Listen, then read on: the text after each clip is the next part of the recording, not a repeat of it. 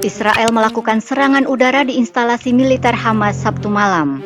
Pesawat menargetkan instalasi Al-Qodisiyah milik pasukan Izz al-Din al-Qassam, sayap militer Hamas yang terletak di Khan Yunis di Gaza Selatan. Saksi mata mengatakan setidaknya 10 serangan udara menghantam daerah itu.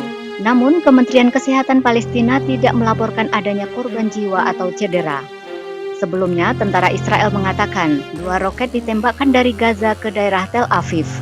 Roket-roket itu akhirnya mendarat di Laut Mediterania, satu beberapa kilometer di lepas pantai Tel Aviv dan satu lagi lebih jauh.